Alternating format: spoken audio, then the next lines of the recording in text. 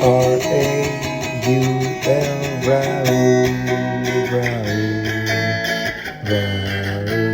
podcast. Sup, y'all? We back. Y'all looking pretty. Y'all looking nice. Y'all looking extra voluptuous today. AKA our one viewer, Kev. I'll kiss you right in your mouth. Nice to see y'all again. This is Roberto and this is Anthony. Back with Raul. Okay, Anthony. So the first thing we were talking about, well, kind of off screen, was how Aaliyah was telling you that she'd be listening to this shit. Yeah, we name dropping our listeners because there's only like 4 of them. Mm-hmm. So what's up, y'all? Y'all part of the combo now. Nah, but I was watching this Joe Rogan thing where he was like, people end up getting like this extra deep perspective on your kind of thought processes. Mm-hmm. And then they'd come up to you and they're like, wooty wooty woo. Mm-hmm. And you're just like, huh, because you're just so surprised by the fact that they know you so in depth. Or not in depth, but they understand you more than you understand them in a way. Like how they actually examine what you said on an idea that you were just like passing by on a podcast. Yes, like sometimes people really examine the shit you're saying, and I'm one of those people who will just word vomit, and sometimes I'll get lucky enough where the word vomit is just some real deep shit. Mm-hmm. You know what I mean? What's a good example of this? One time I was real lit, and I hit Anthony with just like a gem. He was just going through some real deep shit at the time, and I just hit him with a real solid gem. And as it was coming out my mouth, I was like, this is some good ass advice. Like in the back of my head, I was like, this is some real shit. Mm-hmm. And then it came out of me. He like really, I saw him incorporate it into like his thought process. Mm-hmm. And then I was like, I can't even do that, bro.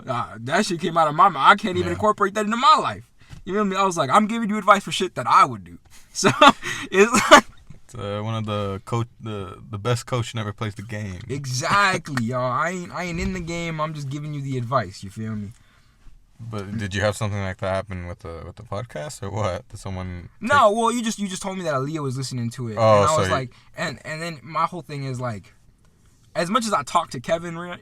Mm-hmm. Like, he has heard, at this point, 4 hours of just straight-up dialogue between you and me. Yeah. You know what I mean? That's 4 hours of dialogue that I don't have on his ass. You know what I mean? That's and, like, true. Even though we've been, like, yes, we've really, like, talked about some serious shit at some points in this, a lot of it is just, like, you and me, the way that we would speak outside of context, which a lot of times is just some bullshit, right? Yeah, the reason why I have to bleep things. Exactly. So call back to we're not even bleeping that either. Damn, y'all go. Damn. Well, it's not that bad. I'm gonna have to bleep what I said, but that's just because it's more. I'm not gonna give any context. Here's the thing, though. Yeah. What you said, I think more people would genuinely be like, okay he's spitting. Well, what I said, was arguably worse in terms of just the action itself. You know, the concept behind the action. But yeah, actually, that's a good a little thing I was thinking about the other day that came to mind with this podcast I listened to about how something might be bad because of what it is when you say it versus what the actual consequence of when you say it. Oh, dude, definitely. You know, and how I think what I said might have worse consequences for some people, but what you said just sounds worse. Oh, absolutely. Yeah, that's exactly what that is. Arguably, in terms of application, yours is worse for a hyper-specific group of people. Mm-hmm. But what I said, when you really analyze it, is so much worse.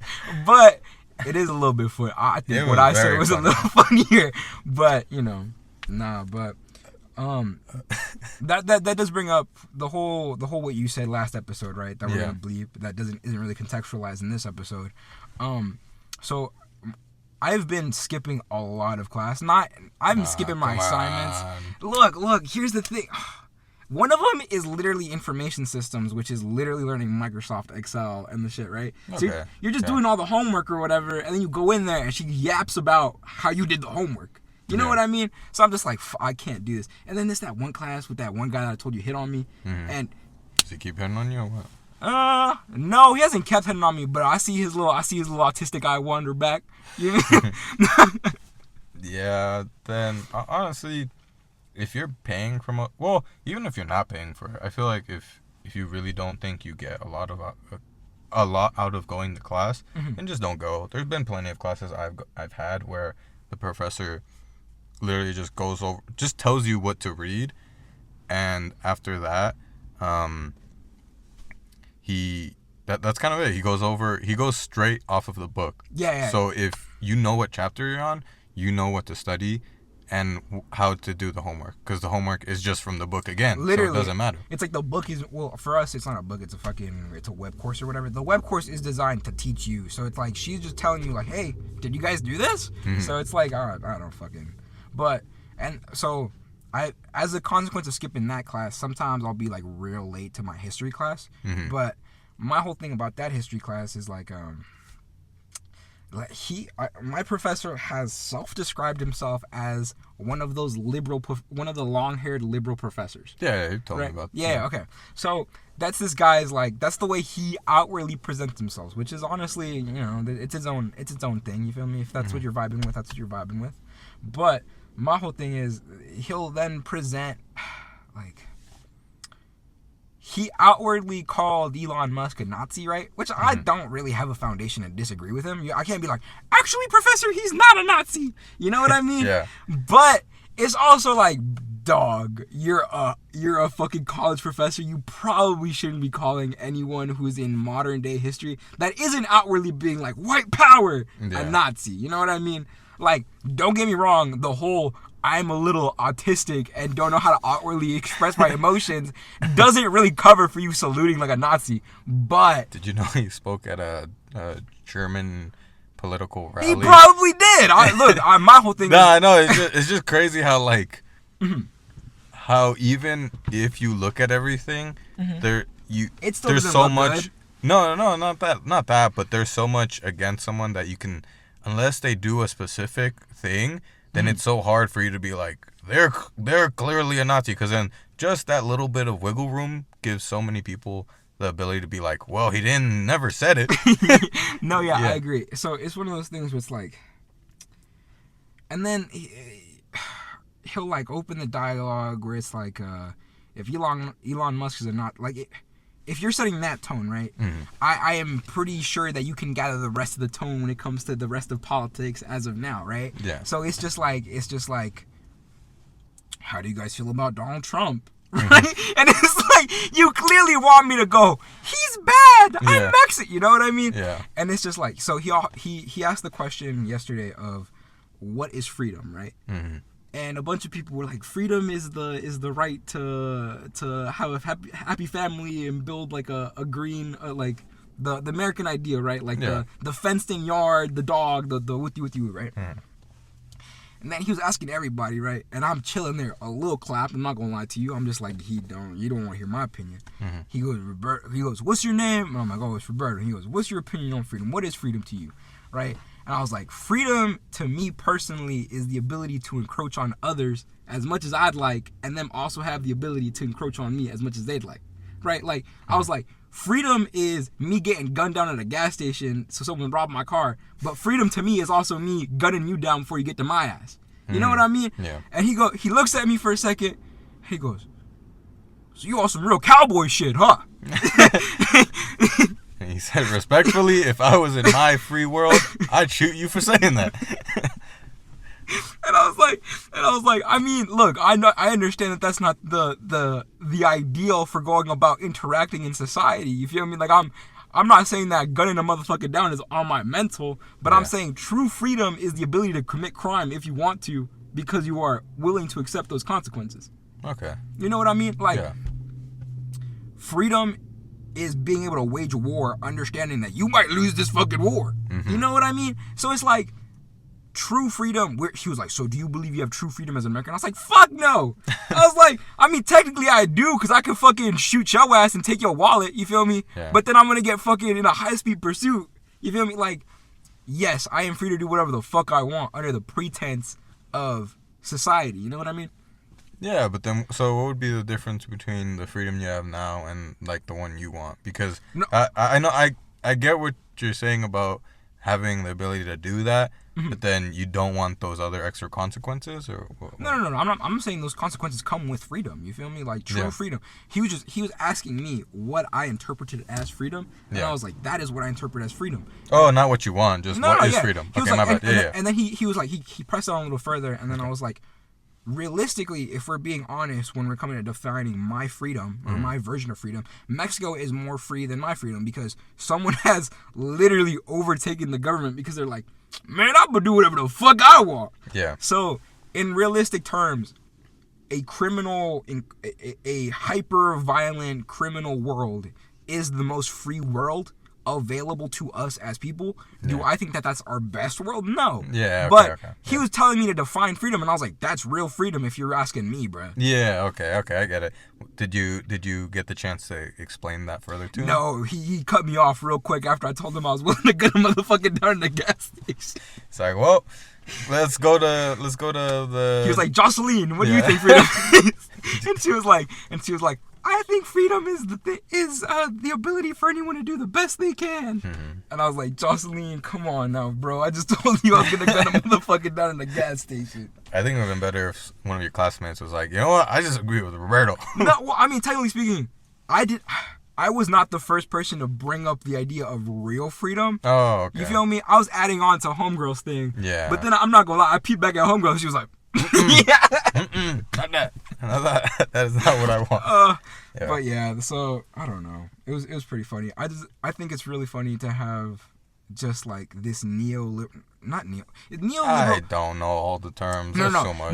Neo means new, right? Like neo is modern, correct? I don't know. Okay, well, our listeners, right? I don't know the definition of neo. I'm saying neo as in the most modern version of our current state of whatever the fuck. As a neoliberal or whatever the fuck he is. I don't know what the fuck he is. But I think it's really funny to present your class and then just ask these hyper divisive questions. Just like some guy in the back's like, I actually really like Trump. And then some lady in the first is like, he's ruining my family. Like, Yeah. I'm just like, look, bro, I understand that college is a safe space, but Yeah, it's also hard for that to be appropriate when it's not that it's inappropriate. It's just not suitable for the class. If it's like maybe a political class, like some kind of social studies. This is history. It is, I think, under social studies, but history, I think, should be more about. Look, he can talk about those things. He can have those discussions, but it shouldn't take up the whole class. Is it taking up the whole class? a lot of the fucking class. Yeah, no, he should be teaching you, like, does it say modern history? Does it say recent history? No, it's like recent. It's so recent history is he's basically covering everything since like World War I to like 2000. Okay. Right. So like real modern history, and then I won't say it's an excuse because look, I will say that it is at the very least entertaining to see what my current peers around me have on their fucking minds when it comes to politics or whatever. Yeah. Right. It is a good take. It is like, oh, that's what you think. Okay. But it's just one of those things where it's like, fuck, I lost my train of thought. God damn it. That you shouldn't spend so much time on it. Yes! It's Yeah, just, okay. it's like, oh, I'm sorry. He links it back to it being, it's like, oh, we're learning about history, guys. This like. Oh, he's trying to make a connection. He's like, this is history, guys. We're living in it. Yeah. That shit. He goes, we're living in history, guys. I mean, I know that, but And I'm like, dickhead, teach me about the civil rights movement. Shut your bitch ass up. But I don't know. you know, you should ask him how the CIA killed Martin Luther King Jr. Was it the CIA or FBI? One of the two. Uh-huh. One of those 3-letter ones. They even had a little court case about how. Was it the FBI? No, I think it might. It's hard to tell. I forgot which one's worse. Either way, it sounds like some CIA stuff. They've done a lot of like crazy, interference with other countries' politics and trying to control people and all that. They're a very interesting group, but they just fuck South America up, bro. Every real time, bad. anytime anyone brings up the CIA, all I can think about is just the rape and pillage of South America as a whole. But I think you should just ask him that, and I would be interested to see what he says. If he's like, you're a conspiracy theorist, or he's just like, yes, Roberto. Here's the thing though, like it's like he stands on this weird middle ground where he's like, you should be proud to be an American, right? And then he's like, so how do y'all feel about your president? I'm like, not very fucking good. Yeah, but I think that's a good point, because then if you're at least proud to be an American, then you're willing to try to do your best to invoke some kind of change to make it better. You know, That is a good take you on can that. you can not like That's so much. That's a patriotic ass take. I like that take, Anthony. I fuck with that take. Yeah, like JFK once said. Nah, I was gonna make a gun noise. Boost. Yeah. Don't ask what your country can do for me, what I can do for my country. I think that's JFK. But I just like that quote, because the more we give into our government and allowing it to be better, it can probably provide the same benefits back to us in some way. You know, I'm not doing too much, but I pay my taxes and I do my best. I don't know. I do my best to... I'm not committing a crime actively, so... Yeah, I think there are certain things and level of respects we can do for each other that will probably come back in a certain way. That's why, you know, I did my best to I don't know, talk to you guys when, like, voting came. I didn't talk too much, but I did try to show some urgency that, like, it's important to vote. Even if you don't know the, like, absolutely everything on that, like, little sheet, you can at least learn about the questions. The questions are pretty easy to learn. Local government changes are pretty important sometimes. No, I agree. Honestly, local government, in terms of just your day-to-day life, is a lot more important than general politics. Yeah, that's why if you take, you know, the time to make even one vote a difference, like, to know who to vote for this one part or one term or whatever, like, it's something versus you just, like, not doing anything. Because, I mean, we already have the option. You might as well take, like, 5 minutes of your time to, like, listen to a YouTube video. It's the same as podcasts, you know? Instead of listening to a podcast, I was listening to maybe the news, or, like, people explaining these different candidates, or what these different questions might result in, whether I vote yes or no. That's a really good take. I fuck with that take. I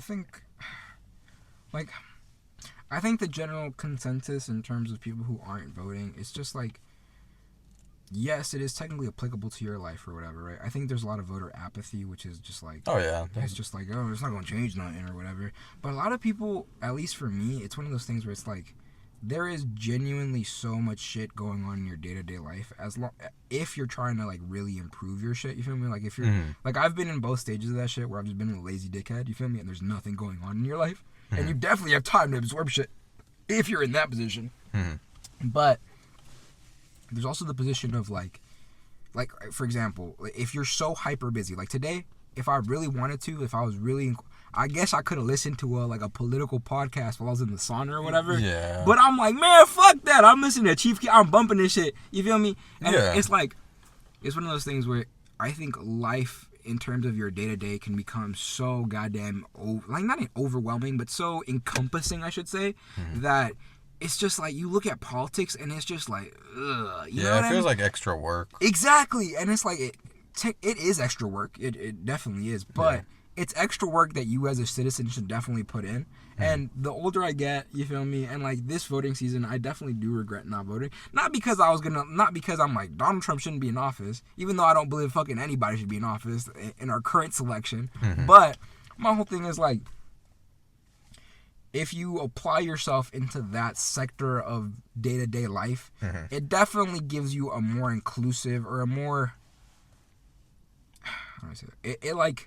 It allows you to be like more interconnected with your community.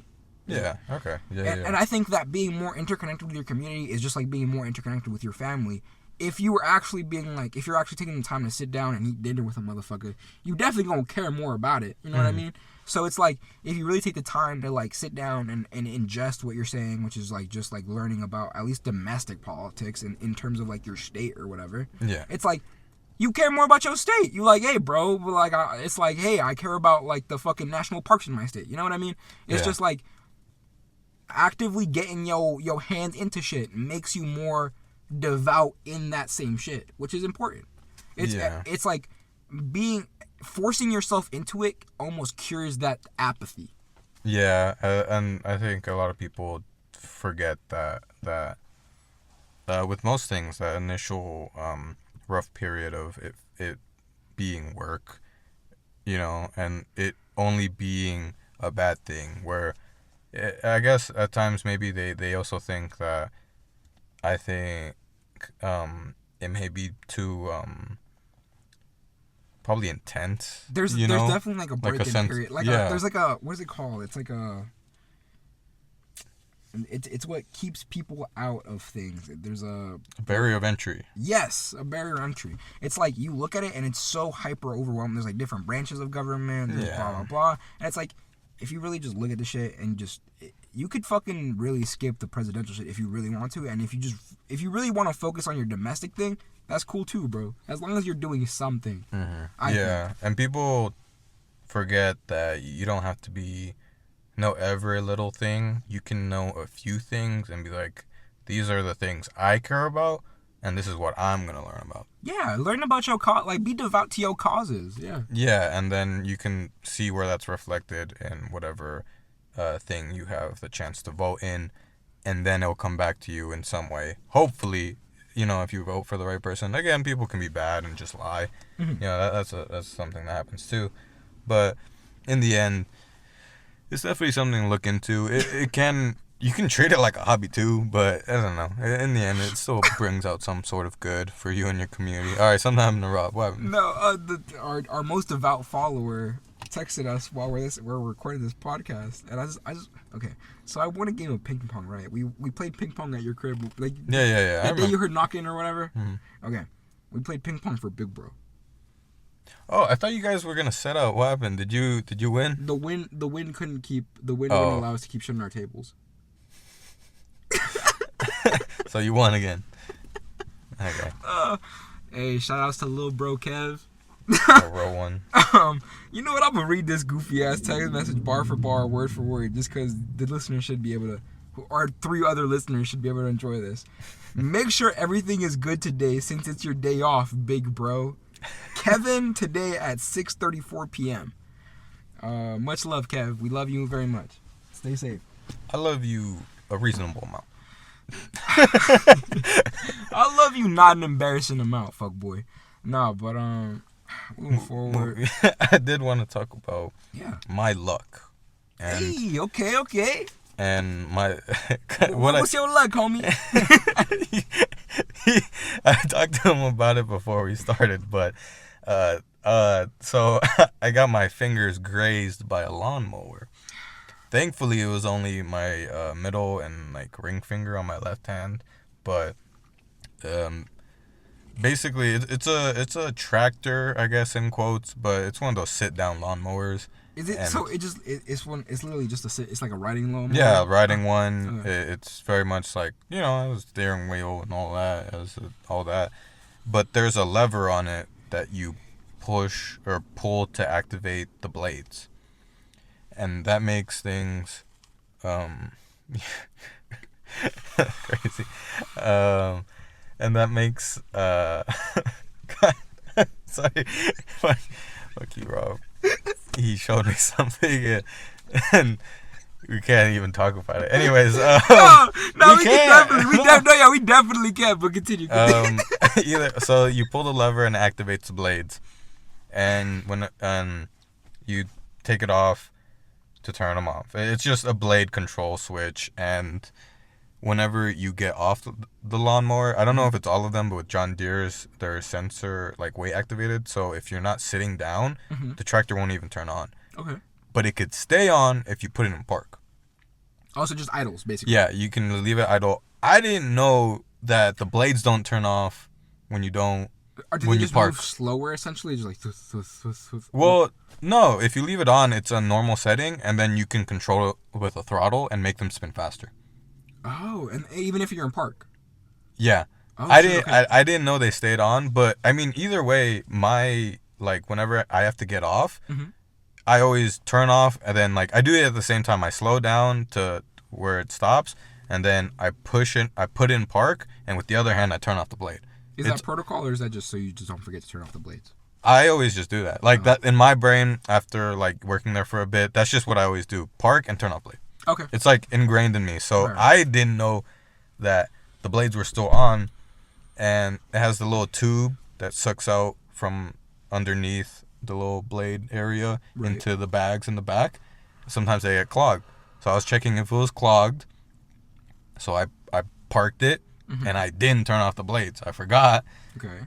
And I have my earbuds in, and even when it's, you know, it's still on, so I just heard noise. I was like, well, yeah, I'm gonna hear noise. It's still on. I'm just checking to unclog it. Right. And to take off the little tube, yeah, like my finger. Oh no! There were a lot of things that worked in my favor. One, I was moving slowly because it's towards the end of the day. I was just like, I'm gonna slowly take off. Yeah, I'm being sluggish, and we haven't taken that tractor in to get the blades sharpened or anything. It has like, I think 200 hours now, so it's been used pretty good amount. Right, it's not like fucking razor. Yeah, it could have easily just cut off my fingers, but I think maybe slowly trying to take off the tube, it grazed my fingers. Oh my god, dude! When it first hit me that like I got hit by something or like cut, when I was trying to take off the tube, I was grabbing my hand, my left arm by the wrist, and I was like, I was closing my eyes because I did not want to look down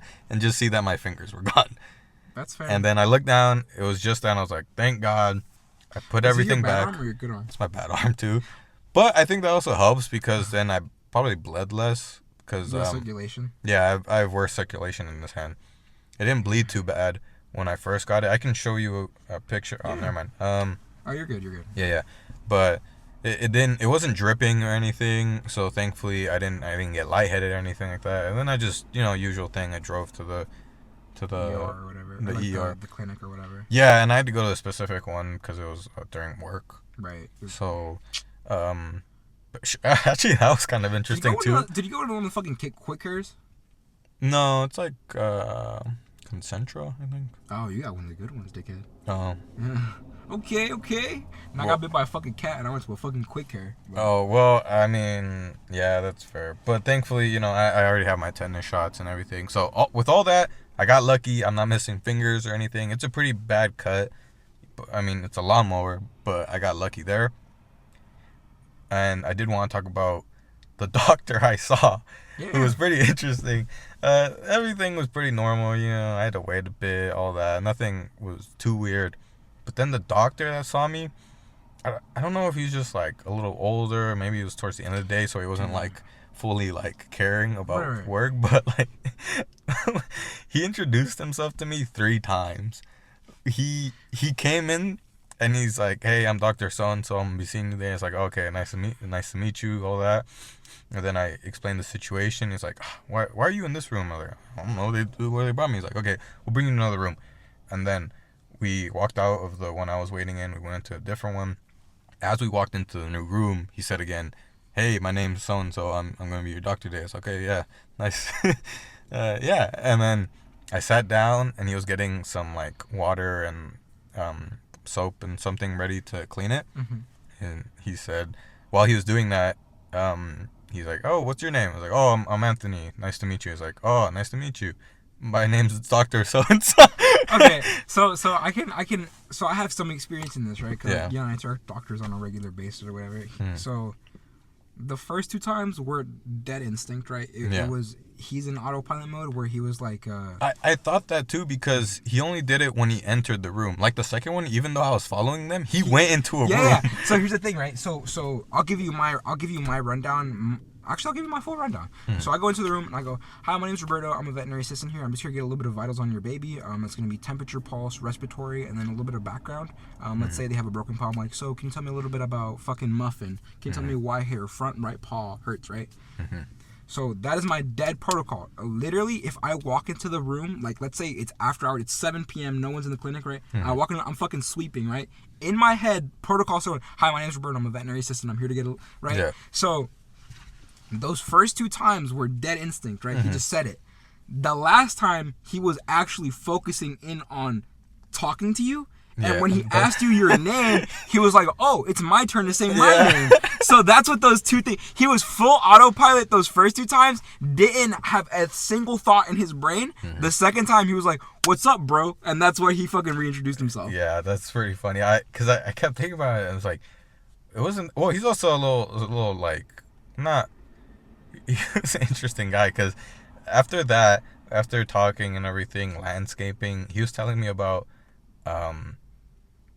what was it? He was asking about my shots, and I told him, I brought up how, I go to school, so I probably have my tetanus shot because we usually need most of the vaccines and stuff to go to college or to be enrolled.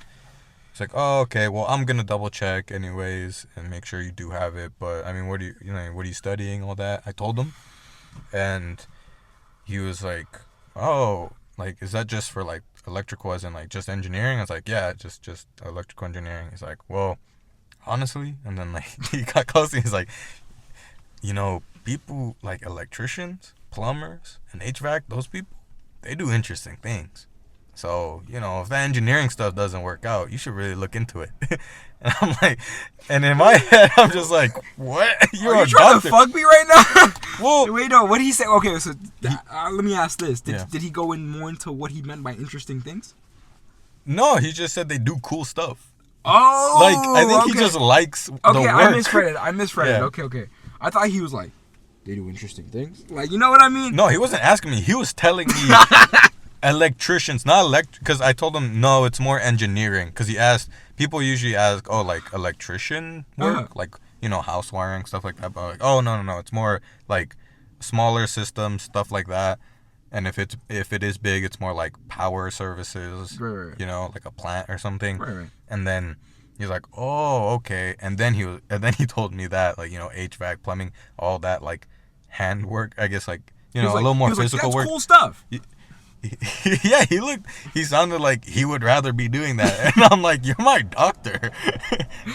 Like, it was very weird where, it seemed more than appreciation. It seemed more like something he wanted to do. And I only thought that more because he was telling me about landscaping and how he tried doing landscaping when he was around 21. Mm-hmm. And he said he got, like, mocked out of it because everyone made fun of him for how slow and, like, weak he was. He's like, yeah, man, even this little, like, 5-foot Italian dude was doing way better than me. And I was like, yep, it's hard work. You know what? I kind of feel that. Okay, so I have two things to correlate to that, right? Yeah. So the first thing is like where a doctor like wants to be doing something that they're like not doing, right? And they're just disinterested in doctor work, right? Yeah. So I worked. So one day I clocked in. It was Valentine's Day. It was this Valentine's Day, right? Mm-hmm. Clocked in regular time like 11:30, right? We're doing our regular shit. It's a pretty hectic day. We're working, whatever, and then it hits like 7:30, right? It's about time we start wrapping up, right? We have an emergency surgery to do, and then the doctor looks at us and he's like, "Hey, is anyone available to stay after hours, right?" Because she had to go back into a dog, right? And we're like, like everyone's like, I was disgustingly single on Valentine's Day, right? Like I had nothing going on, right? So I was like, easy bread, fuck it. Yeah. I'm like, I'm gonna stay, doctor. Cut to me clocking out at 1 a.m. Literally literally 1 a.m. But that being said, throughout that surgery, it was a very intense surgery where there was a bunch of complications, right? During that time, they called one of the doctors and they were like, we need to speak to Dr. Brian right now, right? Because he's the senior vet in charge, right? Oh, so he's the person that everyone relies on in terms of advice. Yeah, he's right? like the head doctor. Exactly, right? He's like, what is your opinion on this? What type shit, right? They call him. It's like 11 or 10. Yeah, on we call him. He's not picking up. We're like, oh, he's with his wife. Well, yeah. What do you do? He's with his wife. He was in guitar lessons. At 11? It was like 10. It was like 10, 11. We called him. He was in guitar lessons, bro. He was like you.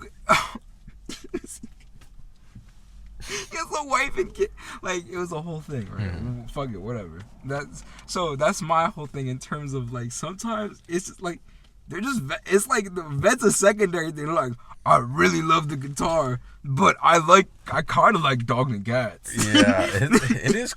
Well, it's only crazy for me because I very much believe, that makes sense that, your profession doesn't have to be, your passion. But I don't know, for doctors and vets and things that, like, you'd be like, you keep things alive. I don't know. Like, how are you not passionate about keeping things? You know what's crazy though? Good. Yeah. Well, so like, yeah, I'm technically speaking, I don't understand how like a doctor feels. You know what I mean? Because I'm not a doctor. Yeah. But when you're going into like the medical field or whatever, they like advise you of the prior like lack of emotion that you're gonna have when it comes to your profession.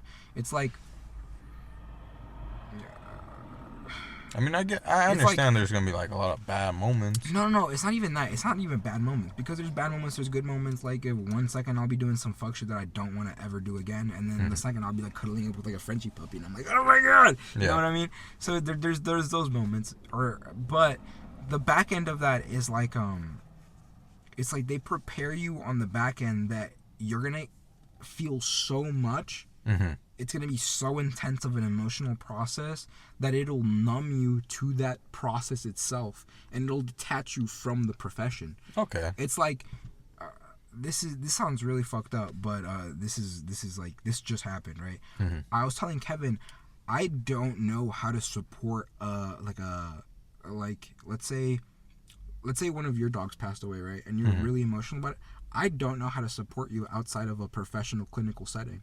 Yeah. Where it's like, can I get you some tissues? Can I get you a cup of water? I'm sorry. Like, when it comes to feeling the grief of pet loss, no, I'm hyper autistic, dude. Like, brother, I don't know how to feel. Like, it's such a ABC process to me when it comes to literally the loss of life when it comes to a pet, you know? Yeah. That I don't have the emotional foundation or the emotional capacity to be like, let me help you grieve through this process. Okay. I think that's pretty fair. I guess there is, like, since it's become so, like, what's the word? Not even normal, just like a like, system. Like systemized, Like fucking... We're so... We're dumb. It's like fucking... There is a word for it. Trust us. But either way, that systemized. Yeah. Or I proxies. Like... What is the thing that McDonald's does to their workers when it's like, you put the mustard on this, you put the ketchup on the... Either way, industrialized. Okay, yeah. Oh well, not even. Fuck. I'm gonna keep this in because fuck you guys. Keep it in. Yeah, you get to hear our boopers. Fuck you guys. Either way, it becomes that. So you just, it's not that you don't care. It's just that you really don't know any other way to approach it now. Literally, yeah. That it's taken away the human aspect. It's institutionalized in me. Yeah. You're getting brainwashed to not care about dogs. Yeah. Oh my god, dude. The amount. You know what? Okay, I'll give you the genuine worst part of my job. The worst part of my job is when you get a pet that has clearly been suffering, like let's say a dog has cancer or whatever, right? A pet that's clearly been suffering, and like let's say it's a mom and like it's like a family and like a kid, right? It's like the kid's dog or whatever. Yeah. The kid has been grieving this dog's loss of like mobility or something, right? The family clearly just doesn't give a fuck about this dog, right? This dog has been suffering with its like most beloved owner witnessing its suffering, right? And then someone wants to do like they're like, oh yeah, we can't afford being a part of this euthanasia, so this dog has to go to the back of the clinic, right? Where then it is then euthanized in the back of the clinic with us, right? Without its owners. A lot of the time, like, the most griefful process for me is when the dog is like confused, and then it's just like, where are my people? And then I'm just like, hey, big dog, I'm your people through your death, right? And it's just like, it's one of those things where that simple act has desensitized me to the loss of life, to the point where it is then disgustingly hard for me to be like, oh yeah, you're grieving your baby, at least your baby got to die with you. You know what I mean? Yeah. It's like it's just like, it's this fucking weird thing where then I'm like, oh, I don't, like, I try to stay away from grieving processes now, because I just know that I'm just not gonna handle it well in terms of like how I approach appropriate, you. Yeah. In an appropriate way. Well, exactly. Yeah. Socially appropriate, whatever. Exactly. Yeah. It's gotten to the point where this is kind of deep, but it's gotten to the point where I've experienced that so much that I don't know how I'm going to go about grieving. Like, Okay, now I don't know how. I love I love my dog as much as I love my family. Mm-hmm. So that so if I am so desensitized to the processes of grieving my pet, right? Mm-hmm. I don't know how attached I'm going to be to the grieving process or the loss of life to like a genuine deep member of my family. Yeah. Because not because I don't know how to grieve my family, but because it's going to be kind of gross for other people to see how my mourning goes about. Yeah. You know what I mean? I also think that I feel like you that's a very fair thought, but at the same time it might not be true just because of how different it can be. You can see like how much pain someone can feel for death and you not care about it anymore. Mm-hmm. But at the same time, when things happen to you, it's still very different. That is very true. It's fair for you to be worried. It might be different. You could be like less grieving that some people might not see it as an appropriate amount, but you're still probably gonna grieve a lot differently. A lot like harder than what you think you might not feel. Plus not only that, but those things might come a lot later, and you're already like trying to move like away from this work, right? Anyways, That is true. so that stuff can easily come back once you're not doing those things. I feel like there are certain like if you do something every day and then you stop, it's like working out. Like some things just kind of leave you. Oh, okay. Like yeah. the same way you put on this muscle, if you stop doing certain things, it's gonna go away. That thing can do the opposite, where you do something so much so a certain feeling goes away, but then when you take a break, it's gonna come back.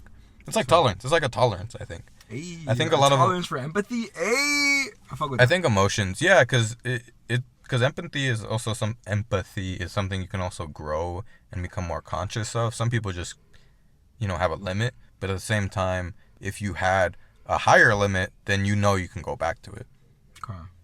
Do you personally feel like there's a best way to go about growing your own empathy? For like self-improvement thing, I always like meditation, just because it's so accessible for you to peel away things during a time you set aside for yourself. Because I'm sure there's other techniques and maybe like things you can do more of with other people. But in the end, when you take that little special time for yourself, and whether it's just telling yourself to feel more, and then you may be more empathetic because you might see that and feel more from others, it's more helpful.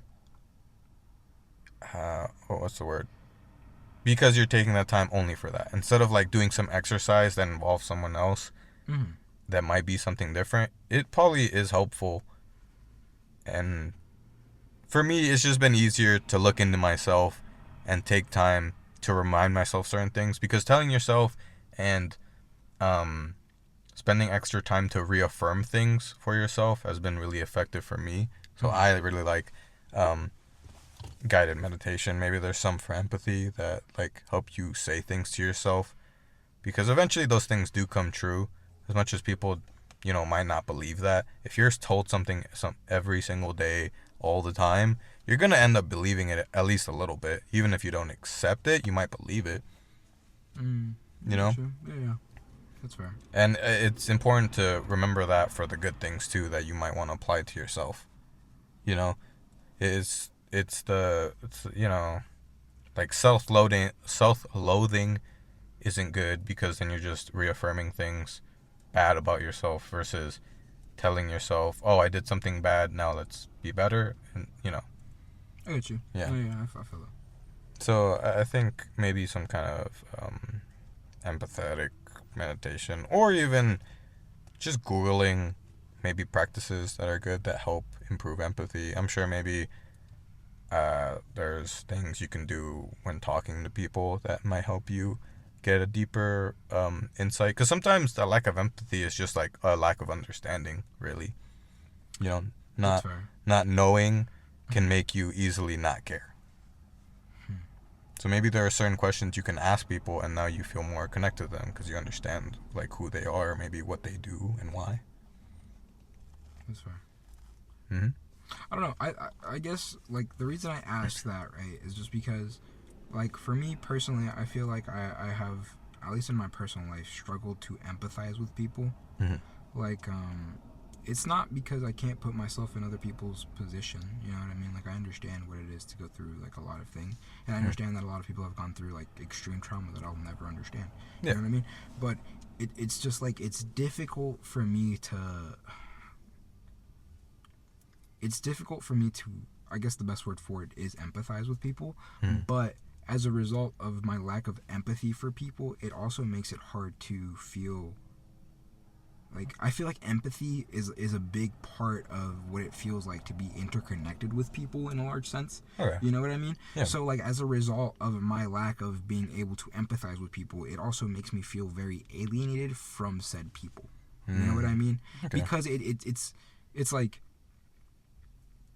if you can't put yourself, well, not even that, if you can't like be like I feel for this person, it's then difficult to be like I feel for this person in a general sense, in terms of just connectedness. You know what I mean? Yeah. I think It's that like, that's fair for you to not.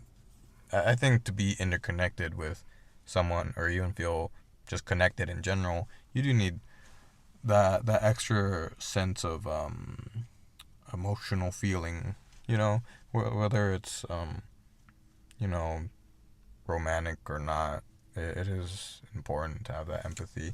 Maybe you just need different steps to either see if you want to be empathetic or not, and then get that connection, because the process of getting to know someone is, you know, essentially like building a relationship, even if it's friendship or not. There's all different kinds of relationships. So maybe your process of making that interconnection and relationship like something important, and then you can empathize, might be different for you. that's fair. You know, you could look at your own examples, and if there are people you really feel for, you can see what you've done with them, or like how you got to that point, and then see if you can apply that to other things. Again, it can also be different with people, but there could be a general thing for you that maybe you're just missing that one thing. Maybe you need to do something with them. Maybe you need to have just one good conversation. Maybe you need this, you know, we're all different, so that process of getting and feeling empathetic is different, you know? Some people have super high empathy just because all they need is to remember that, hey, this is a person and I am too. Some people are like that. You know, it comes so quick, but there is still that one thing to make it click. Sometimes maybe the most empathetic person can see a car that cut them off and yell at them because all they see is a car, but then they see the person and they're like, fuck, my bad. You know? I don't know. Yeah, honestly, I hope so, bro. I genuinely, it's like, it's such a persistent struggle for me in my day-to-day life. Like, it's not even like okay, so let's say it's like the homie's really going through some tough shit, right? Yeah. It's like the homie's really going through some shit. I'm sorry to hear that. You know, I'm like I'm here to provide essential supplies for whatever. I'm here to provide resources. But like when it comes to like feeling bad for I genuinely don't. It's I don't know how to foster that in me, and I don't know if that, cause like, okay, I'm gonna ask you a very autistic question right now. Do you naturally feel bad for people sometimes? Like let's say you see like a homeless person on the side of the street, right? Like, do you feel bad for homeboy? Most of the time, no. Okay. But that's mostly because I I don't know if it's like the autistic part, but it's mostly because uh for everything that's happened and like the processes I've taken with, I don't know, therapy, meditation, all that stuff. I guess it led me to a place that makes me see that, and instead of feeling bad, I just think of like, um, I don't feel bad because in my mind, I know that feeling bad isn't gonna do anything. so, so I can either give this guy $1 or not. We've reached two different levels of autism again. So I can, and I'm not gonna feel good for myself for giving that $1. I just think, oh, he needs $1, so I'm gonna give him $1. And if you understand that about yourself, I think it's fine, because in like deep down, you're not gonna feel something for him, which is fine. But I still am gonna do something to help at least, because I understand that it's bad.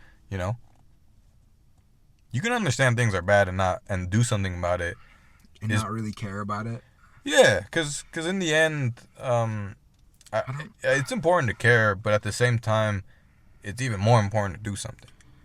For me, for the way I look at things. No, yeah, that's a good take on that. I guess maybe my issue isn't like connecting with people or empathy. It's more just like maybe it's the caring thing. Like I'll do a bunch of good shit just because it's good. Like I'll go push my cart in across the fucking whole parking lot because it's good. You know what I mean? Yeah. But it's like my actual capacity to care for shit is so, like, at least from the way that I look at it inside of my own head when I do stuff, like, I genuinely maybe care about 3 things in this world.